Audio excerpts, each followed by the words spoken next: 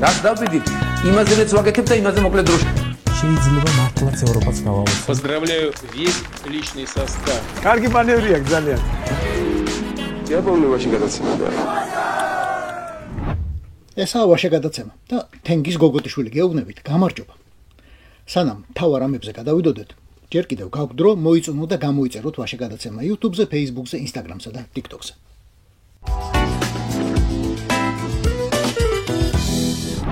რამდენი თვე ან იქნებ წელი გვესმოდა სანქციები მაგიდაზეა. ვიღაცებს დაუწეს ეს კიდეს 250 კაცამდე. გვესმოდა ევროპიდან, გვესმოდა ამერიკიდან, მაგრამ ერთია როცა ამბობენ მაგიდაზეა და მეორეა როცა იტყვიან სტანოქზეა.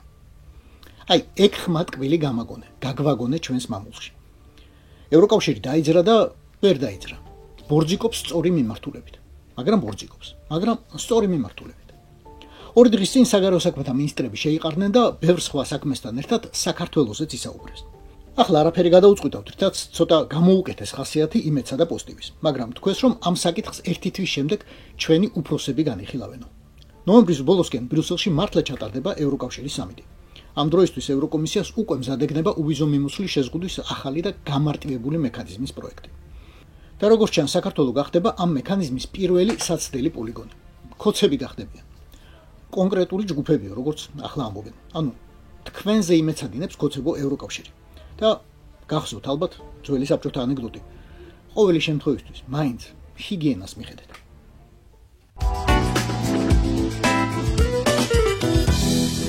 დეტალები არ არსებობს, როცა საქმე ეხება ადამიანებს, საქართველოს საუკეთესო მოქალაქეებს. მით უფრო როცა საქმე ეხება ქვეყნის ბედს. ამიტომ უკიდურესად მნიშვნელოვანია რომ გავერკვეთ ყველაფერში. ტერმინების ჩათვლით. საქართველოში არ არიან დაკავებულები ქუჩის უკანონო გადაკეთებისთვის. საქართველოში არ არიან დაკავებულები ნიღბის ტარებისთვის. საქართველოში არ არიან დაკავებულები ჩაფხუტის ტარებისთვის. საქართველოში არ არიან დაკავებულები ბანერის გაშლისთვის. საქართველოში არ არიან დაკავებულები ობიექტების დაკავების მცდელობისთვის. საქართველოში არ არიან დაკავებულები პოლიციისთვის წინააღმდეგობის გაწევისთვის. საქართველოში არ არიან დაკავებულები წვრილმანი ხულიგნობისთვის. საქართველოში არ არიან დაკავებულები მანდატურის დაუმორჩილებლობისთვის. საქართველოში არ არიან დაკავებულები საპარლამენტო კომისიაზე გამოუცხადებლობისთვის. საქართველოში არ არიან დაკავებულები არჩევნების შედეგების არცნობისთვის. ყველა ვინ ზის რუსი ბორიას ტირანიასთან ბრძოლისთვის. სხვანაირადაც შეგიძლიათ ახლა ეს წაიკითხოთ. პუტინთან ბრძოლისთვის საქართველოში. არც ერთი არაა ხულიგანი, მეტიც, არც ერთი არაა კანონის, მით უფრო კონსტიტუციის დამრღვევი. და კიდევ უფრო მეტი. სწორედ ისინი იცავენ კონსტიტუციას, დამოუკიდებლობის აღდგენის დეკლარაციასა და სახელმწიფოს საბაზისო პრინციპებს. ქვეყნის დამოუკიდებლობას, სიტყვისა და გამოხატვის თავისუფლებას, სამართლიანი სასამართლოს უფლებას, კონსტიტუციაში ჩაწერილ ქვეყნის ევროატლანტიკურ მომავალს. აი ეს ადამიანები იცავენ ამ ყველაფერს. იცავენ საკუთარი თავისუფლების ფასად. საკუთარი ჯანმრთელობის ფასად. საკუთარი ცხოვრებისეული დრამების ფასად. საკუთარ შვილებთან და საყვარელ ადამიანებთან განშორების ფასად. ეს ადამიანები იცავენ განათლების ევროპულ სტრუქტურას, რომელსაც თქვენ ან თქვენ შვილებს თუ ჩემი ასაკის ხართ, ან თქვენ შვილიშვილებს თუ ჩემზე უფროსები ხართ კიდევ, გაძლევთ ევროპული სიკეთის გამოყენების საშუალებას, ევროპაში სწავლის, სტაჟირების შანსს. ეს ადამიანები იცავენ უნივერსიტეტებს გაყიდვისგან და მათ ნაცვლად ცათამბჯენი ბეტონის კორპუსების ჩატქმისგან. ეს ადამიანები იცავენ თქვენს შანსს. ხვალად შეძლოთ განსხვავებული აზრის მოსმენაცა და გამოთქმაც. ეს ადამიანები იცავენ თქვენს შანსს, ხვალ არ კი არა, აღარ გაიღვიძოთ ჩელიაბინსკსა და ფხენიანში. ესენი იცავენ თავიანთ შვილებს, ანუ თქვენს შვილიშვილებს, რომ თქვენგან განსხვავებით იყვნენ სრულფასოვანი ევროპელები, უფლებებით, ცხოვრების დონით და დაცულობით ევროპელები, პასპორტით ევროპელები. იცავენ ამ ქვეყანას, რომ ევროპაზე ოცნება გულში არ შეინახონ, მაშინ როცა გულს ზემოდან გულის ჯიბეში შეინახავენ საბჭოთა ან რუსულ პასპორტს. ეს ყველაფერი რომ არ უნდათ, იმიტომ მიდიან ნებაყოფლობით გისოსებს მიღმენ. თქვენთვის, აი, ზუსტად თქვენთვის. ამიტომ ესენი არ არიან დაკავებულები, ესენი არ არიან ადმინისტრაციული თუ სისხლის სამართლის მუხლებით მსჯავრდებულები. არავინ, ჩემი მეგობრები, კოლეგები, არა კოლეგები, ნაცნობები, უცნობები, ესენი არიან ბორიას ტყვეები, პუტინის მძევლები. მათი ბრძოლა ჩაიწერება ისტორიის სახელმძღვანელოებში. თქვენი დუმილიკი რასაც არ უნდა ფიქრობდეთ, ახლა გულში ჩაიწერება პუტინის გამარჯვებათა სიაში. აჰა, საქართველოსა და ქართველებიც დაბრუნდნენ в родную гавань. Возвращаются в родную гавань. ფურუნკული გასკდა ჰქვია ამას სამედიცინო ენაზე. ხალხურ ენაზე რუსია ეკიდა. პოლიტიკურ ენაზე კი ბოიკოტი დასრულდა და გახარიას პარტია პარლამენტში შედის. 12 კაცით, ოღონდ მეორე 12-ულით. რა მნიშვნელობა აქვს ეს? ორი კვირით ადრე რომ ეთქვა ეს, თბილისის საკრებულოშიც მოუძებნდა აუცილებლად 2-3 ადგილს ხაზეინი. თვითონ ჩაიჩოჩებდა იაგოვით ომგირჩს ერთ ადგილს მოაკლებდა, ერთ ადგილს ლელოს. სკამებს ან ჯორკოებს ჩადგამდა ბოლოს და ბოლოს აი სამარშრუტოებში რომ დგამე ხოლმე რიგებს შორის. თორემ იქამდე 2025 წლის არჩევნება წოდებულ ცირკში ბორია რუსმა გიორგი რუსს სულ 9600 ხმა დაუწერა თბილისში. არწმუნებულია რომ გახარიას გვარით ამაზე მეტი ადამიანი ცხოვრობს დედაქალაქში. მოკლედ, მეტყობა დაეჩუდა ის ადგილები გახარიას თემურიკა თათარაშვილს რომ ასე აღაფრთოვანებდა. მე მომწონს გახარია. რითი აი ყოველდღე კაცი არის და ყვერებიანია. გაიგე? მაგრამ ახლა თვალთხარიამ პარლამენტი უნდა იმყოფინოს. ვითომ პარლამენტი? რის ფასად? ზუსტად არ ვიცი რის. ოდესმე გავიგებთ ყველაფერს. როცა მორგი განხეთქილება მომწიფდება. მომწიფდება კი აუცილებლად და ერთმანეთს აუცილებლად ყველაფერს წამოაძახებენ და დაჭამენ. რაც ახლადებს ზედაპირზე. კაცმა, ვინც ივანაშვილის ბრძანებით ოკუპანტი გავრილოვის შეწუხებისთვის თავის დროზე გოგოებს თვალები დასთხარა და ახლა შუა ევროპაში ამტკიცებს გინა თუ არა პოლიტიკური დევნილი ვარო, აი ამ კაცმა მიაღწია შეთანხმებას იმავე ივანაშვილთან, რომ ამ კრიტიკულ მომენტში ლეღვის ფოთლა დაეფარება სარცხინელზე, პოლიტიკურ სარცხინელზე და დაუდგება მოწმეთ, რომ ქვეყანაში არც რეპრესიებია, არც ავტორიტარიზმი, არც დიქტატურა, არც ოლიგარქია, არც რუსობა, რომ არის დემოკრატია, რომელსაც deep state-ის აგენტები ებრძვიან შიგნიდან თუ გარედან და ბორია ივანაშვილი მათ იგერიებს როგორც შეუძლია იმ მეთოდებით. ზუსტად სარცხინელზე აფარებაა პარლამენტის პროვოკაციაში შესვლა 1 წლის შემდეგ. ფრაქციის შექმნა და რაღაცა გადმოგდებული სიკეთეების ათვისება. პარტიების საბიუჯეტო დაფინანსების, ფრაქციების თავმჯდომარე მოადგილეობის, ამისთვის გათვალისწინებული სამსახურებრივი მანქანების, ვიცე-სპიკერის თანამდებობის, საპარლამენტო დელეგაციებში მონაწილეობისა და უამრავი სხვა ამქვეყნიური კომფორტის. მაგრამ ბორია რა თქმა უნდა გაცილებით მეც მიიღებს. მხოლოდ იმით რომ შეეძლება უკვე წამოძახება. როგორ არ მყავს ოპოზიცია, აგერ გახარია, ვერ ვაკავებ ისეთი აქტიური და აგრესიულია. აი ყველაფერში მეწინააღმდეგება, მაგრამ კონსტრუქციულად. პარლამენტის დარბაზში და ყელში წაჭერილი ხალხსტუხითო. დანარჩენები კი არც მინდა ვიცოდე ვინ არიან, ვიღაც ბანდიტები და კრიმინალები და მაგათი ადგილი ციხეშია. ამიტომ ნუ მელაპარაკებით მაგაზე და დემოკრატიის რღვევაზეო. ჩემი სიტყვა შევასრულე და ლეგიტიმაცია არ მივეცი, არალეგიტიმურ ერთპარტიულ პარლამენტს, ძველ რიგში ეს არის რა თქმა უნდა ის იმ ტიპის გადაწყვეტილება, რომელიც ვერც პარტიას ვერ გადაარჩენს და ვერც რაიმე სხვა ტიპის შედეგს ვერ დადებს, პარლამენტი რა თქმა უნდა დარჩება კიდეც ისტორიაში, როგორც ივანაშვილის რეჟიმის პარლამენტში და იქ მონაწილეობა არის დიდი პოლიტიკური შესწავლა. გიორგი თვალთხარიამ ახლა მთელს ოპოზიციას გამოთხარა თვალი, რომელმაც თავის დროზე ის თვალი ყველაფერზე დახუჭა და საკუთარ რიგებში მიიღო. კიდევ კარგი რომ უმეტესობა დროზე მიხვდა და დასცილდა, მათ შორის მისვე საპარლამენტო და მუნიციპალური სიებიდანაც ადამიანები. თვალთხარია შეიცვალა? რა თქმა უნდა არა. რაც იყო იგივეა. დაბრუნდა ლეღვის ფოთლის როლში. იქ პოლიტიკურ სარცხინელზე, საიდანაც ერთხელ ჩამოვარდა და დაბრუნება ამდენ წვალებად დაუჭდა. არა უშავს. შემოდგომაზე მარტო წიწილებს კი არა, ჩამოცვენილ ფოთლებსა და გამოჩენილ სარცხინელებსაც ითვლიან.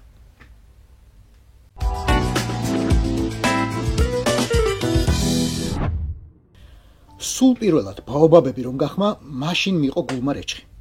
პირველი შემთხვევა იყო, როდესაც კოსმოსი იმ ბრძენი კაცის წინააღმდეგ შებრუნდა. მერე იმედი და GDS-ი რომ გამოირთო იმ დღეს, აი ხომ გახსოვთ? მაშინვე გამიჩნდა ცუდი წინახსნობა. აუხსენელი სევდა და შპოთი შემეყარა. მერე სამარ ჩოკუტაევი დამესიზმრა. რაღაც ვიდეოებს დებდა YouTube-ზე ჰაკიმ-ფაშას სახელით. მერე კისერს ასიაში შეებდა და იძახდა მოდლბტნბიზინა. ყირგიზულად იძახდა. მივხვდი მართლა ფარცაკი ხდებოდა რაცა. გავიქეცი და წყალს მოუყევი, მაგრამ ან ნაპორი არ ვარგო და ან ზედმეტად გაფილტრული იყო ის წყალი, მოკლედ არ იმუშავა მე მგონი. საღამოს უკვე გამოაცხადეს ჩხრეკა ჩავატარეთ ჰაკიმ-ფაშას სახლებში თბილისში, დედოფლის წყაროში, ბორჯომში და კიდევ სხვაგანო. მაგის ნათესავების სახლებშიცო და ცოლისთვის ნაჩუქარ ბაკურიანის ტყეშიცო. ჰაკიმ-ფაში? არა, რა ჰაკიმ, ღარიბაშვილი კაცო, რა თქმა უნდა, ღარიბაშვილი.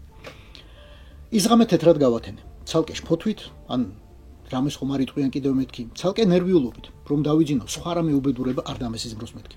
ყველაზე მეტად კი იმ დიდი მეცენატის დარდით დავიდაგე, რომელმაც 20 წლის ასაკიდან ჩაიღუდა გულში ირაკლი ღარიბაშვილი და შვილი ვით გამოზარდა. ახლა კი გაიგო, რომ ძალიან საინტერესო გამოცდილება მივიღე. ისეთი გამოცდილება, რომ ვერც ერთ უნივერსიტეტში ადამიანი ვერ მიიღებს ასეთ გამოცდილებას. რაც მივიღე ბატონი ბიზნესგან. ღამე არა, მაგრამ დილიდან თქვენ საშინელებები. 7 მილიონი რაღაცა ამოვიღეთ, სულ ტკიცინა დოლარები, კილოგრამებით ოქრო და რა ვიცი რა აღარ. შეიძლება მე არ მქონდა რა. მეგობრები დამეხმარნენ, ცოტა ფული შეუგროვეთ და წავიდნენ წავიდა ასე საფრანგეთში და მე დაიწყო მუშაობა და იმით ირჩენა თავს. ფაქტურად საკუთარ თავს თვითონ გავუკეთა რეალიზაცია ამ ხერხი. იქიდან გვეხმარებოდა აქ. თქვენ რა არიცით ეგ რა ფულია? ნინტანად რომ მუშაობდა პარიზში, ფრანკზე რომ ადებდა. მე ბტნ ბიზნესთან რომ დაიწყო მუშაობა და ვერტალიოტების ყიდვა. იქ უკვე ლარზე აგროვა. აი ის ფულია. მე გაიცანით უგნებავთ იყოს სავაჭრო დეპარტამენტში იყო მეგონი, როდესაც პირველი ვერტალიოტი ვიყიდე ფრანგული და ფრანგები ისე დროში ჩააგდო, რომ ესე არ გაიყიდათ, რაღაც ვერტალიოტი და ამით გაიცანით. ყველა საქმეს ვაკეთებდი აი თანაბარი სიყვარულით, მონდომებით, თავდადებით, თავგანწირვებით და პასუხისგებლობით. ყოველთვის.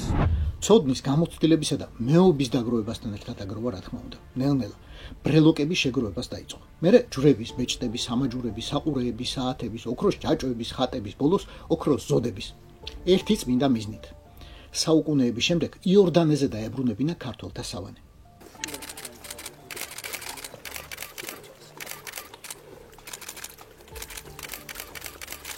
ახლა კი ლეიტენანტ მდინარაძის კასტალომები დაეცნენ დილა ადრიანად მის მოკრძალებულ რაღაც ფარჩა ოქროთი გაწყობილ დუპლექს ვაკეში, მის შატოებსა და ვილებს ქიზიხსა და ბაკურიანში, მის ნათესავებს, მეგობრებს და სადეს ამ უმციკლო კაცის სახელის გასვრა. სხვა უმციკლოებთან, ლილუაშულთან, ფარცხალაძესთან და დანარჩენებთან ერთად. ანუ რაღაც დივანებიც ყავდათ არა ეს? ის დაარქე, როგორც გინდა, თქვენ რომელი სახელითაც გინდათ, იმით მოიხსენიათ. მაგრამ ღარიბაშვილის მთავარი განძი მაინც ვერ იპოვნეს მტავრალებმა და ვერც იპოვნიან. დოკუმენტი, რომელიც უკვე უფრო ძვირფასია, ვიდრე საქართველოს დამოუკიდებლობის დეკლარაცია, ან ვეფხისტყაოსნის ავტორისეული ხელნაწერი, რომელიც საერთოდ არ გვაქვს. ფურცელი, რომელმაც საქართველოს ისტორია განსაზღვრა და ირაკლი ღარიბაშვილი ამ ისტორიის ერთგულ ჯარისკაცად აქცია. წინა დღეს დამირეკა, ეს არის 4 ოქტომბერი და მეუბნება რომ ხალდილით ჩემთან რომ ამოხვიდე 9 საათზე. და მასვლის თვითონ ფურცელზე დაწერილ, თავის ხელით დაწერილ ამ ფურცელს და მეუბნება რომ გაეცანი. ვკითხულობ რომ გადავწყვიტე შევქმნე პოლიტიკური პარტია და მონაწილეობა მივიღო 2012 წლის საპარლამენტო არჩევნებში. რა თქმა უნდა ეს ფურცელი ახლა ინახება ჩემს სახლში, სეიფში. ოპერატიულ კადრებში როგორც ხედავთ, მსგავსი ფურცელი არ არის. ესე იგი ვერ იპოვნეს.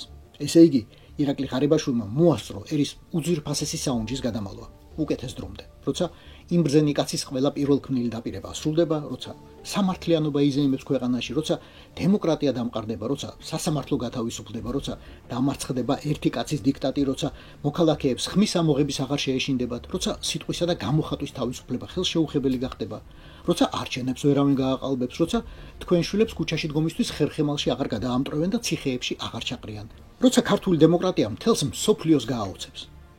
მაგრამ მოიცადეთ, ეხო 2012 წლის 1 ოქტომბერს უკვე მოხდა. ხო და მადლობ.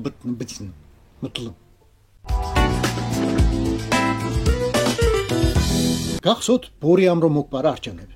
მაშინ პროჭრილელებმა დიდი ენთუზიაზმით შემოიტანეს ახალი ტექნოლოგია, ელექტრონული ხმის მიცემა, რომელსაც თითქოს ადამიანური ფაქტორი უნდა გამოერიცხეს საერთოდ. მანქანა რა.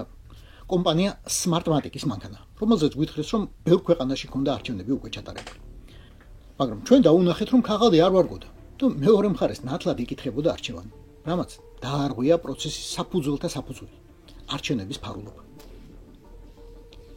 მერე კი მეტი და მეტი ამბავი გასკდა. ახლა რაღაცას გეტყვი და არ გაგიკვირდეთ. ჯერ ქართული არჩევნების გაყალბების ეკო ახლა ამერიკიდან მოვიდა, ამერიკული სასამართლოდან. ფირმა Smartmatic-ი დაადანაშაულეს ფულის გათეთრებასა და სხვა უბედურებებში. მაგალითად, მილიონზე მეტი დოლარის ქრთამის მიცემაში ფილიპინების მთავრობის წევრებისთვის 2018 წელს, რათა მათ არჩევნები სწორედ Smartmatic-ის აპარატურით ჩაეტარებინათ. ტრამპის საყვარელმა ტელეკომპანია Fox-მა თავისი გამოძიება ჩაატარა და განაცხადა, რომ უკვე 2020 წლის არჩევნებში ბაიდენის გამარჯვებაში, ანუ ტრამპისთვის გამარჯვების წაგლიჯვაში, როგორც ამბობენ, Smartmatic-ის ხელი ერია. ეს საქმე ახლა ცალკეა სასამართლოში და კომპანია არხისგან 2 მილიარდ 700 მილიონს ითხოვს მორალური ზიანისთვის. განცხადებაში წერს, რომ ამერიკული პროკურატურა ძლიერი ინტერესების გავლენას განიცდისო. ოღონდ ხოცივით აღარ ამბობს ვის გავლენას. პროკურატურა კი ამტკიცებს, რომ ლოს-ანჯელესის ოლქთან დადებული 300 მილიონი დოლარის ღირებულების კონტრაქტის მოგება საეჭვო უცხოურ კომპანიებში წავიდა გაყალბებული ინვოისებით. კიდევ ერთი ბრალდება ვენესუელას ცესკოს ხელმძღვანელისთვის აუზიანი მდიდრული სახლის ყიდვა დედაქალაქ კარაკასში. ამერიკული პროკურატურა ამტკიცებს, რომ ეს სხვა არაფერი იყო თუ არა ქრთამი სმარტმატიკისგან. სმარტმატიკი თავის დროზე ვენესუელელებმა დააარსეს და პირველი დიდი კონტრაქტები უგო ჩავესის არჩევნების დროს მოიპოვეს, რომლებშიც რა თქმა უნდა ჩავესმა უპირობოდ გაიმარჯვა. მერე გამოცდილება გავრცელდა 25 სხვა ქვეყანაზე, ზამბიისა და საქართველოს ჩათვლით. ახლა დროა ჩვენ ვუთვლიდეთ აუზიან სახლებს, ცესკოს წევრებსა და სხვა პროჭორვილებს და დაველოდოთ სასამართლოებს, სადაც საქართველოში გამოყენებული მანქანების შესახებ იქნებ ბევრი საინტერესო ამბავი დაიყაროს. რაც დავიდით, იმაზეც ვაკეთებ და იმაზე მოკლედ დროში. შეიძლება მართლაც ევროპაც გავავოცოთ. Поздравляю весь личный состав. კარგი მანევრია ძალიან.